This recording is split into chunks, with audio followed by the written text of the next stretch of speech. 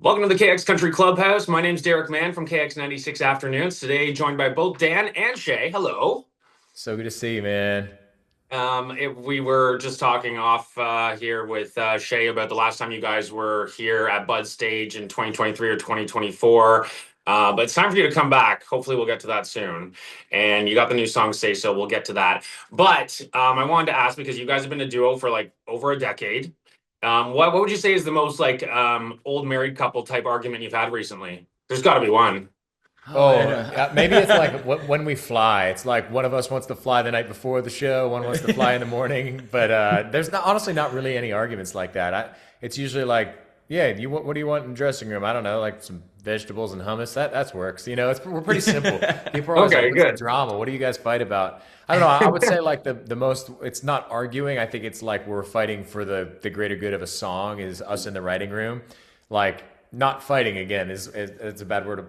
It's not an Way of putting it, argument but that you're just trying to yeah, work through. yeah. It's like, Yeah. should it be and or should it be but in this line? It's like, no, I think it should be this. And then it's like, at the end of the day, we're like, yeah, we nailed that. We got it right. When we both agree, then we know it's like we've seen it all the way through. hmm Another question I wanted to ask because you've got over 13 billion streams. That's insane. So that's a lot of replays. What would you say is something that gets, like replayed too much in your everyday life, whether that's like a habit, a snack, a song?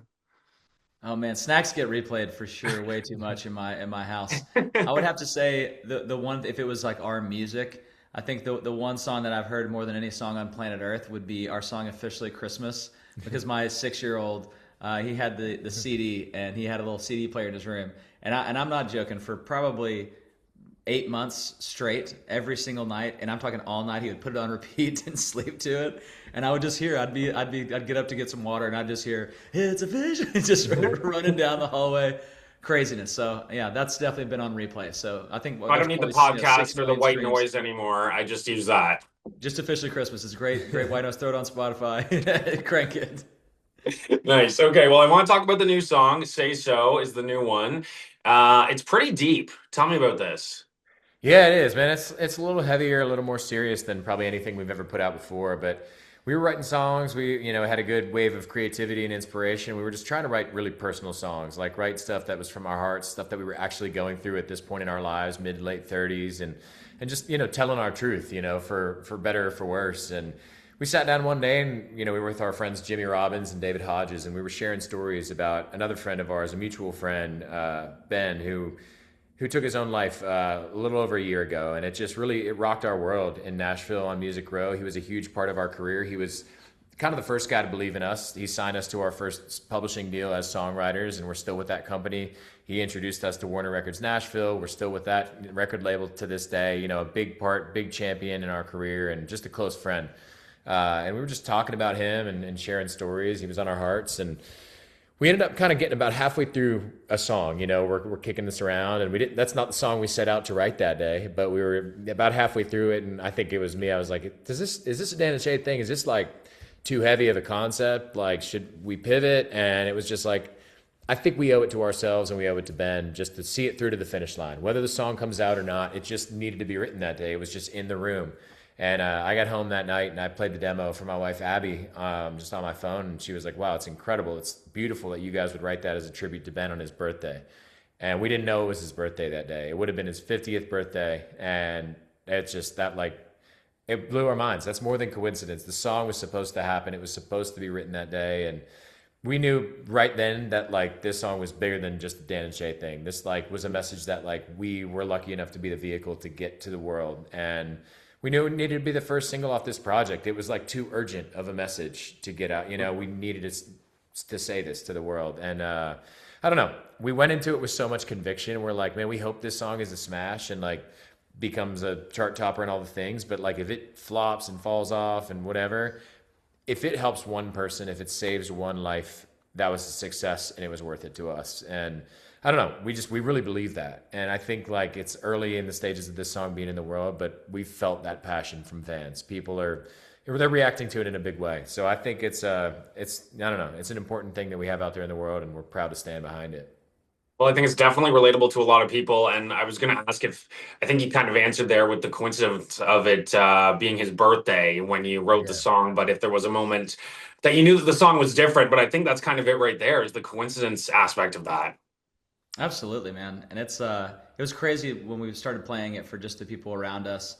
It was just pretty immediate, the reaction of just, wow, this is going to help a lot of people, and it was helping the people around us and it was helping us, kind of reminding us like, hey, it is important that we talk about these things. As guys, we all struggle with, for one thing, we struggle with mental health and these things as men, but we really struggle with admitting that and talking to somebody and kind of getting the help that we need. And I think we all need that reminder that there's always somebody to talk to, and to be proactive about it. Talk to your friends about it, and it doesn't have to be this whole thing. Just be having those conversations and just checking on your friends and making sure that they're in a good place and kind of also keeping yourself in check. We both see therapists and talk to people and talk to our wives and make sure that we're not holding things inside that we shouldn't be holding. And yeah, it's as men we struggle to do that sometimes, but it's been a really amazing thing to hear all the stories from people just being inspired by this song. And that's kind of us just being here talking to you. It's just the Yeah. point. We're talking about it right now. This conversation, somebody could hear it and it kind of changed their perspective on being open, and honest, and be able to admit to somebody like, hey, I'm going through a tough time. So we're excited that that's what it's doing, and it's we're proud. Like Dan said, we're super proud to stand behind this.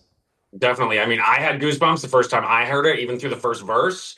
And you say like maybe it's not a Dan and Shay thing, but I think you guys, even though it's a very deep and like the lyrics are like strong, you made it a Dan and Shay thing. Just I don't know the way your voices go or something. It's a very Thank Dan you, and man. Shay song, absolutely.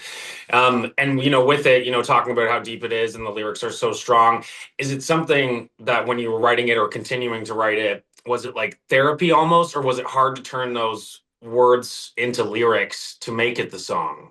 No, they honestly fell out. It was therapy. We were just kind of talking about it, and it was like, wow, that's crazy that rhymed. Like it just was one of those things. Sometimes you struggle for hours and hours to get a simple rhyme, and that's how it's not right. But this one, it just sort of fell out of us from a conversation and just four friends just like sharing stories about another friend. And I don't know. That's how all the best songs, at least in our history, have come that way, and. We just felt again like we owed it to Ben and we owed it to ourselves to finish that song. And I feel like now, like us just being out talking about it, I feel like is just I don't know. It's important at this point in our career. You look for the why, and I Yeah. think our why now is like to just I don't know make a difference, make an impact with something. It's like we're gonna put out fun songs, we're gonna put out more wedding songs and all those things. But like when you have an opportunity like this to use our platform for good I don't know. It's a beautiful thing, man. It's very fulfilling for us. So yeah, that one, it fell out in the room and we're very grateful that it did. Cause when I listen back to it now, I'm like, man, I'm going to look back on this song in 10, 15 years and be just as proud of it as I am today. Amazing. Yeah. And I understand you directed the video. Yeah, I did. It Was was that a easy with first the time for star you? here. Give this guy the Oscar. But yeah, I Oh, wrote yeah. that concept and directed it. And I don't know. I felt passionately about the message of the song. And that was another thing. That idea, I was leaving therapy and the idea just came to me. And I did a voice memo in my phone titled the video Vandalism. And it was like a 10-minute. So I got this idea. It's a bridge. And it was like, a mess. We had to piece it together. But, Yeah. one of those things that was just out there in the ether for us to reach up and grab, and we did, and we're very grateful for it, man. It's a powerful video, and Yes. appreciate you taking the time to watch. It's a long video, but yeah, Yeah. Oh, it's I a good love one. that with a storyline. A video with a Yeah. storyline, I'm hooked. But was there any part of that maybe felt too real for you to include, or anything that you purposely left out? No, it was when making this, I mean there's a point in there like where I actually they got me crying on camera. That was not like a it was like all right, cue the cry. It was the whole process of it was really it was healing, and it was like I was just so touched by the story and thinking about how this song is going to affect people's lives. It's we've said this probably a million times even in our conversation, but like this is it truly feels like this is bigger than us, and it's very rare that you get to do that as an artist. We have a lot of songs that mean a lot to us, but this never quite like this. There's never been something that we've touched on quite like this, and we've written about our grandparents and things like a song like From the Ground Up is very personal to us, and Bigger Houses. But this was just a different thing that kind of expanded that world of we're all going through a crazy time. You know, everybody's dealing with something, and it's always the people who don't look like they're going through something. You know, I think that Yeah. people kind of they see us and they're like, oh well, they're successful and they've done all these things, and you know, surely they're happy. And there's been times in our lives where that was not the case, and it was usually, you know, for us, like at our highest highs sometimes was our lowest low in reality. And it's important that we, you know, there's such a stigma on that of, you know, talking about it and, you know, needing to hold the image of, you know, people's perspective. You know, you want people to think that you're doing okay. But yeah, I just think it was just such an important thing for us to do, and it's, I think, affected us just as much as it ever will anybody else. You know, it's such a message of hope that the world needs right now, and it's really exciting to be a part of that. That's what I was going to say. This day and age, it's like you say, such a message that the world needs right now. Is there a one lyric from "Say So" that maybe means the most to you guys? Yeah, I think there's a lyric in the second verse. If there was a room full of people who cared, it'd be crowded. I think it's an important line. There's a lot of lines in there that are meaningful to us, but I think that one is just like that. It kind of sums it up. It's like whether you know it or not, there are a lot of people out there who love you, and sometimes you just gotta. It ain't easy, but you gotta ask for it. You gotta ask for help if you need it, you know. And this song is, you know, our message of encouragement for somebody who might be going through a tough time. No matter what you're going through, you don't have to go through it alone. And I just think that line always hits for me when it goes by. I'm like, dang, that's like a little mic drop moment, you Like know? I say, goosebumps. Totally. Yeah, 100%, 100%. So with your guys' catalog and obviously the new song, is this like, do you still get nervous about releasing a new song, or is it just excitement now? And maybe it's different with this one. Yeah, it's always different. This one definitely had a different feel to it. There was a lot of, you know, of reasons that it felt like a first. You know, we have a management team that are just incredible and have really supported this whole process and been patient with us. You know, while we scrap an entire group of songs and start over. And but I think I was mostly excited for this song because it was very different. You know, it's like it was a different theme because obviously with the song normally you're like, I really hope people like this, and it was just slightly different. Obviously we wanted people to like the song, but there was we didn't really care what the result was going to be, if that makes sense. It was just more so we knew that this message was very, very important, and we weren't necessarily worried about it's not that we didn't care about people's opinions, but we knew that like this message was bigger than Dan and Shay, and we knew that this message had to get out there. So it was just a little bit different of like, we know we're supposed to be doing this, so it is what it is. We really hope people love it. But if it touches one person's life, it was worth everything. And so it was definitely a lot of excitement on this one. And but we knew this had to be the first one. There's a lot of urgency to it and very timely of the world we live in right now. Absolutely. Now, obviously, you guys were coaches on season 25 of The Voice. You talked about working on new music. Was there anything that you maybe took from any of the contestants or the experience that changed how you're approaching music now? Man, it just made us, I think, love music even more. We obviously love music, but it can be tough. You know, you're doing it for over 10 years, you're grinding it out, playing tons of shows, you're busy, you're away from your family. And I would, I wouldn't say we like ever got jaded, but you can get to a place where you're just like complacent maybe or taking things for granted. And I think being in those chairs, seeing those artists come through, singing, like what an amazing opportunity to be on national television like that, for them to come through and sing, their hometowns rooting for them. Like it kind of took us back to the moment we moved to Nashville, you know, stars in our eyes, like just that hope and optimism and dreams and all those things. It puts you back in that place. And I think, I don't know, that's healthy for us as artists. Like we've been doing it for a while. We've gotten to check a lot of things off our bucket list, but seeing them, it was like, man, this is still so cool we get to do this. I think it kind of was one of the things that shifted our perspective, you know, just put us in this gratitude state of mind. Just like, we don't have to go do this. We get to go do this. Somebody wants to, you know, you're taking the time, like we get to come on the freaking radio and talk about our song. What a dream come true. If you would have told that to our middle school selves, we would have been like blown away. We still are, you know, and I think just reminding ourselves of that is a big deal. And The Voice was that every single day, you know, when those kids came through with, you know, it's the biggest moment of their life, we would be like, dang, like it just took us back a little bit. And I think that was, I don't know, it's healthy for us.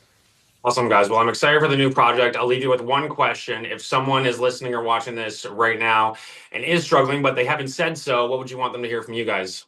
Oh my goodness. I think, you know, the message of the song, there's always someone there to talk to, whether it's a friend or a family member.